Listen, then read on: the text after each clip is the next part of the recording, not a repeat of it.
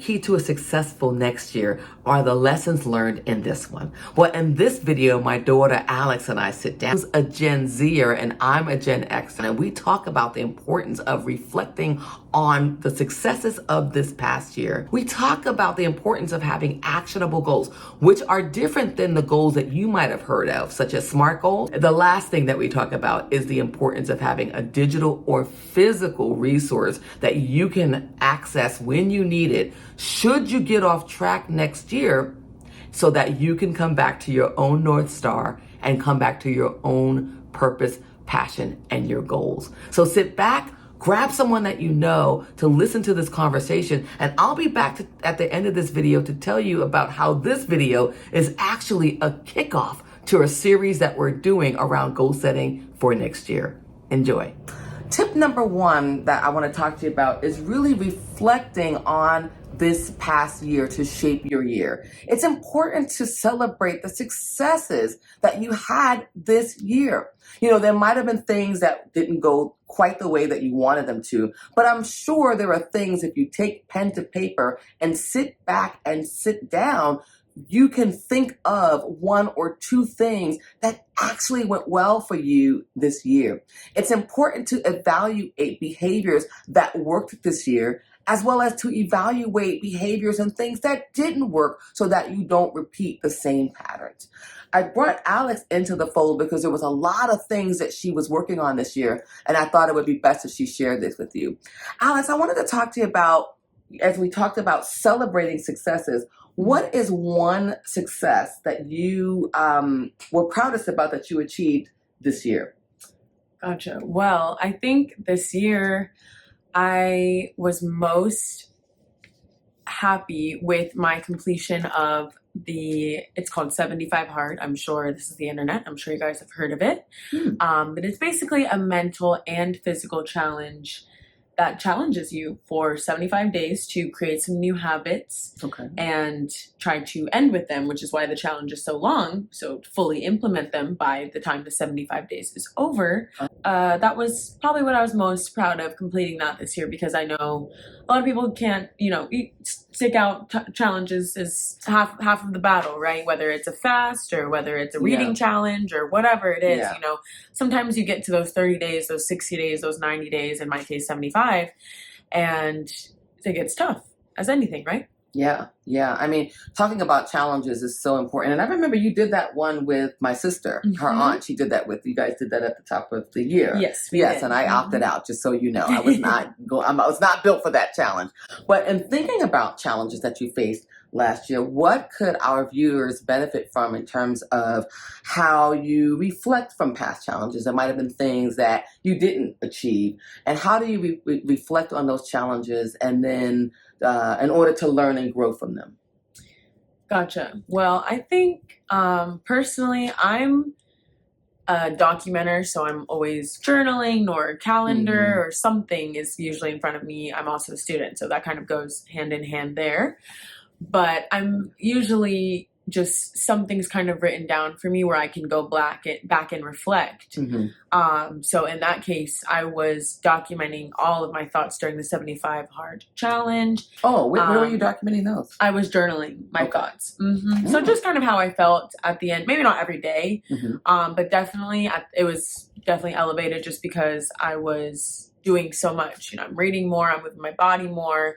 So everything, the energy levels kind of changed there all over, throughout the body. And I think something that I took away from that, being able to even come back to those feelings that I had, was journaling. I find that very, very useful in a number of ways, mostly just to see how you are feeling around a specific time and how you can maybe implement that, or maybe something that didn't work during those days that I did write down, almost, a couple months ago now. Yeah. So definitely just reflecting and being able to see, how you wrote it, when you wrote it, and the wording you use is helpful for me, at least, just keeping a journal. And, of course there's journals of all kinds, there's wellness journal, mental. Yeah, we're going to talk a little bit about that in just a second, because you have a unique way that you and I journal differently, right? Yes, we do. We journal the same, but we write goals differently. We write our visions differently. We like to write things down. We love sticky notes. We love markers, but we have different ways that, different tools that we use in order to get that done. Right. So that's really, really important. I think the takeaway that I got from what you just said was the importance of writing things down. So just like I'm asking you to reflect on the past year, if you kept a journal, right? Even if you put it in your notes section in your phone, or whether you used audio text, whether you use sticky notes, whatever method you used, it's important to go back to those. It's easy to go back to those things when you write them down as well, right, to not only celebrate your successes as we're talking about, but in addition to that, kind of where we left off, by also examining your challenges and behaviors and patterns that might not have served you in having some of those challenges. Right, yeah. Could it be positive? It could be negative. And I mean, this is also the 21st century. So another thing I did, just to quickly, another thing I did do this year, which was new for me, was I created an album in my photos. We all have phones for the most part. You're watching this on YouTube.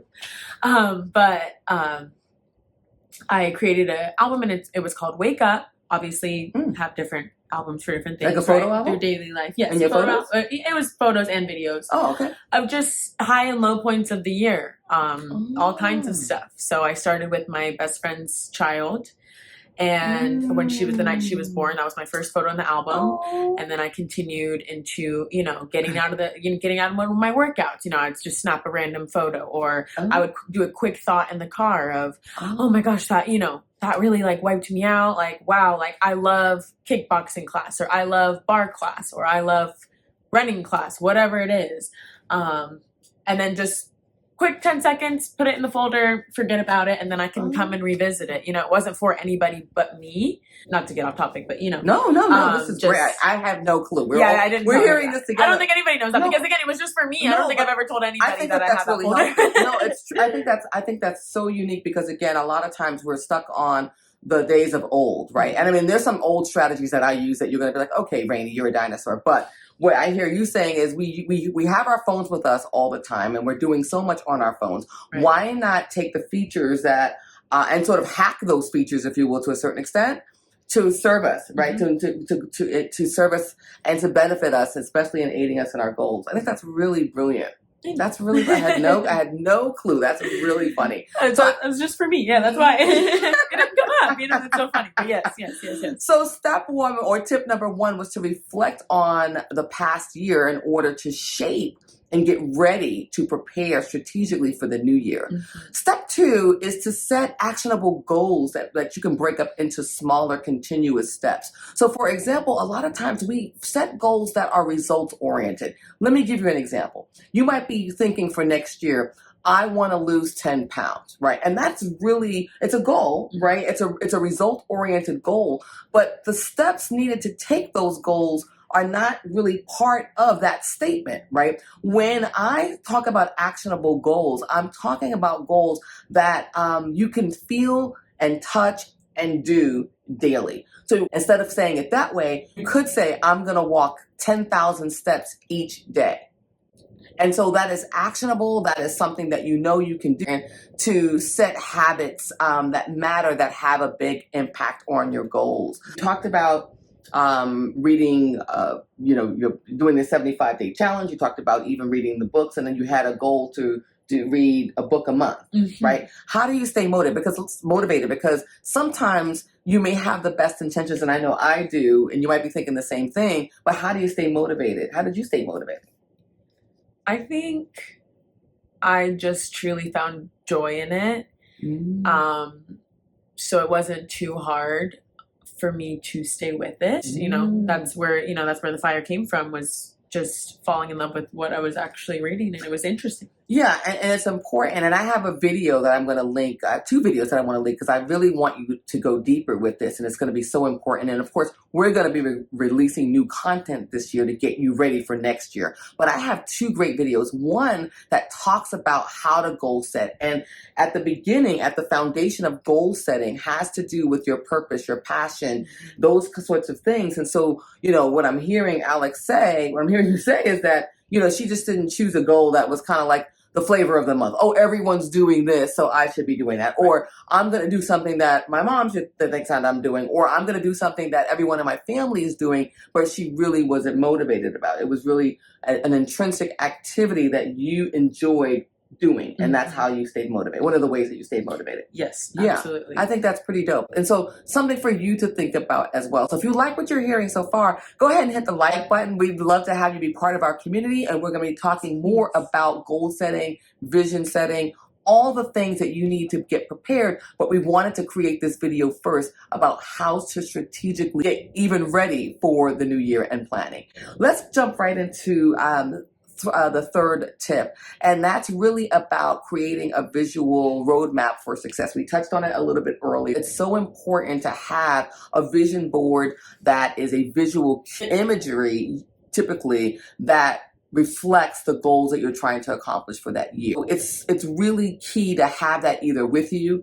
Again, you saw my journal. I use Oprah's journal. She didn't pay me to say that, so there's that.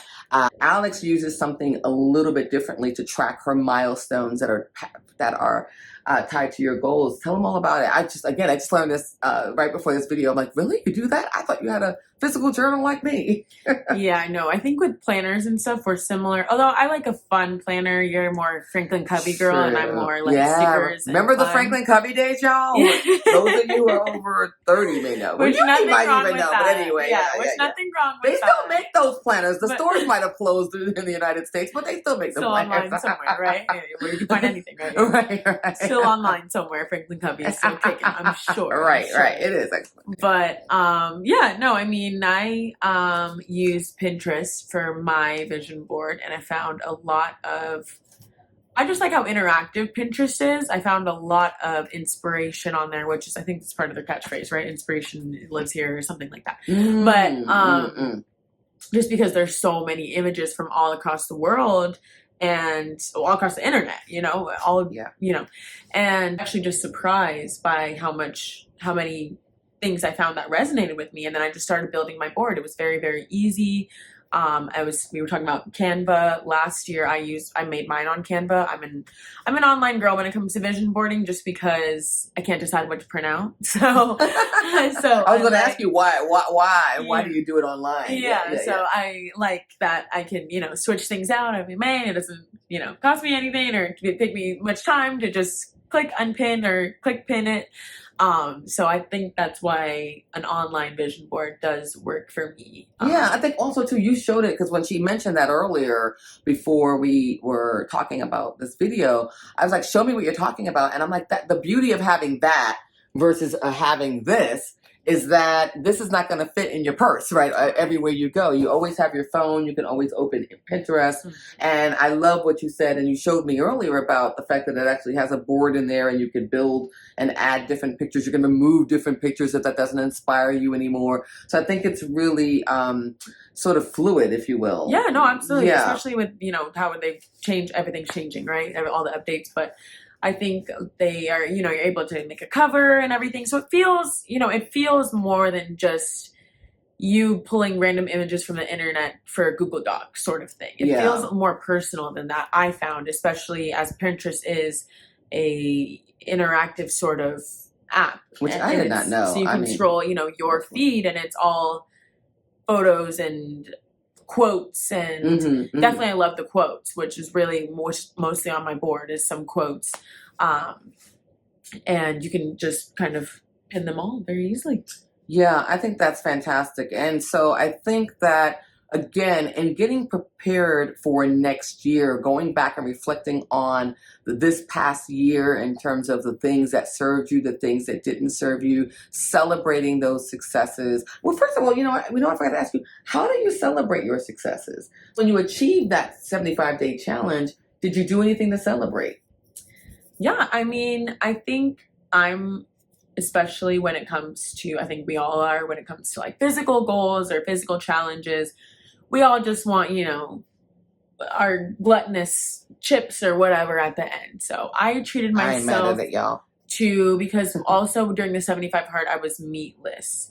So all plant-based, which I've grown up eating, all the meats Yeah. for quite some years now. So it's not like I was missing it, but I definitely, and it wasn't immediate either. It might have been like the week after, the week or two after, but I treated myself to a little in and out, A little in and out. Okay. being a West Coast girl. Yeah. Okay. I mean, Okay. yeah. Love that. I love that. So I think it's important. And I remember I didn't really set up any celebrations this year for anything that I did, but I know I remember, like, for example, when I was working on my master's degree, after every quarter, because I really hated school so much that I would go and allocate like, $250 for myself. And I'd go to the Coach outlet and buy those little wristlets and do little things to treat myself. Little victories. Just little victories along the way. So little acknowledgements too. You have to acknowledge the little victories, like we're saying, and then when you get to the big one, it'll feel so much better because you acknowledged every step, every little pebble it took to build. Yeah, and I think, the other thing too is that when we get to this point of the year, we tend to beat ourselves up, right? We tend to start going down this road of, oh, I didn't do this, and darn, I didn't do this. And we really are very hard on ourselves. And so at this point, and again, we're not talking about goal setting right now. We're just talking about how to get your mindset and get your thought process around strategically planning for the new year. I really want you to think about some successes. You've got at least one success that you can be proud of. And as a matter of fact, in the comment section, and Alex and I will comment, I want to know what's one small victory from this year that you're especially proud of. And go ahead and put it in the comment section. We would love to see and celebrate any successes that you want to share with us because, progress is progress. Am I right? Yep. Absolutely. What a fun video with Alex. Give her some love in the comments field. She would love to hear from you. Let's talk about the series that's coming up. And so it's going to be important that you subscribe to this channel because today was a prelude to videos that are coming up actually right after this one, which I'm going to link here or here. The next video is going to actually give you practical steps that you need to take to goal set for next year. It actually walks you through the strategy of doing that. This video was really all about reflection and mindfulness. And videos coming up in the next couple of weeks, we're going to talk more about how to set actionable goals, which are called packed goals. And so we have a deeper video about that. We're going to talk about the importance of leveraging the time that you have off and stop wasting time where you might not realize that you're doing so. We're all talk to you about the importance and give you some tools and strategy around having balance in your spiritual life, your physical life, your emotional life, and your mental wellness life. So stay with us. Make sure you subscribe. And don't forget before you go to answer the question in the comments section. What's one small victory from this year that you are proud of? Well, I'll see you in the next video. Take care. God bless and be well.